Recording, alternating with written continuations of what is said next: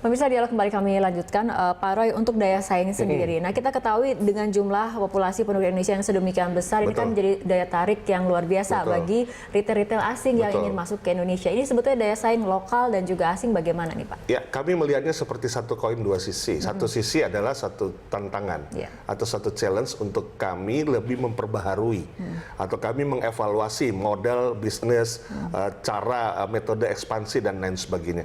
Tapi satu sisi juga yang kita harapkan adalah keberpihakan dari pemerintah terhadap industri retail lokal. Karena apa?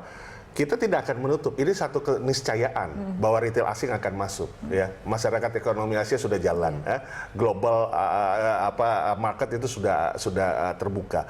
Artinya apa? Kita tidak akan bisa menutup akan hal ini. Tetapi justru bagaimana masalahnya adalah bukan kita khawatir terhadap kekuatan yang masuk.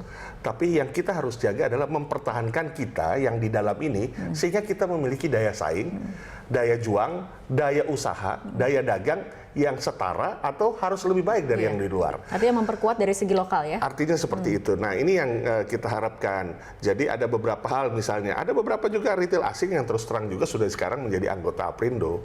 Jadi kami juga melihat sebagai bagian daripada kedinamisan suatu organisasi atau suatu asosiasi.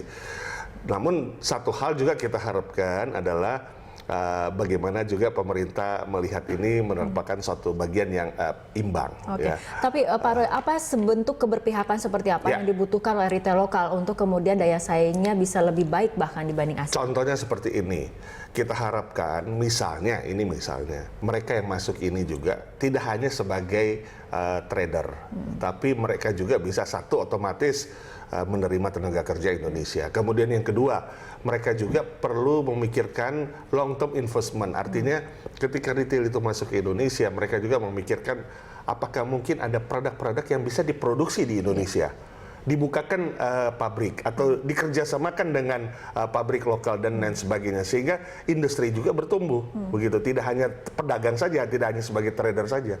Kemudian yang ketiga juga diharapkan adanya sinergi, alih teknologi, ya. Jadi adanya juga peran-peran daripada asing ini juga untuk membuka kesempatan untuk kita juga bisa lebih maju, ya, lebih berkembang. Selain kami sendiri tentunya berupaya kan. Jadi dengan kata lain bahwa biar ini dibuat balance, ya, tidak dibuat sepertinya kok kayaknya lokal retailers karena terlalu lambat, terlalu pelan dan lain sebagainya, ya oke lah kita lihat dulu yang asing dulu sekarang.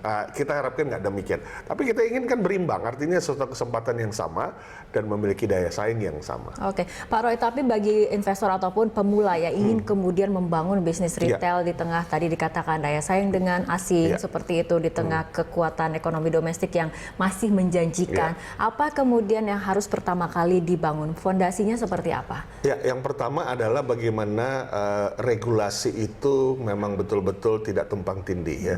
Regulasi itu memang betul-betul keberpihakan terhadap industri. Regulasi itu bukan hanya sebagai hasil observasi akademis, tapi regulasi itu memang mengangkat hal-hal yang terjadi di dunia usaha, khususnya retail. Kami sangat terbuka dan kami sangat berharap untuk dalam berbagai kesempatan penyusunan paket-paket deregulasi ataupun penyusunan permen dan lain sebagainya kami bisa diikut sertakan. Karena apa? Karena beda observasi akademis yang dijadikan permen kemudian dengan masukan-masukan atau audiensi antara pelaku usaha dengan pemerintah.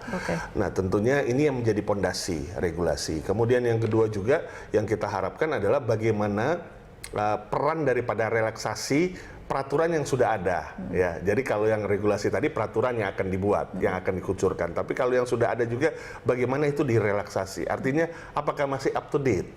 Apakah masih bisa dijalankan di masa ini? Nah, itu yang penting. Oke, Pak Roy, kita akan lanjutkan perbincangan tapi kita ikuti jeda berikut terlebih dahulu. Market Corner akan segera kembali sesaat lagi.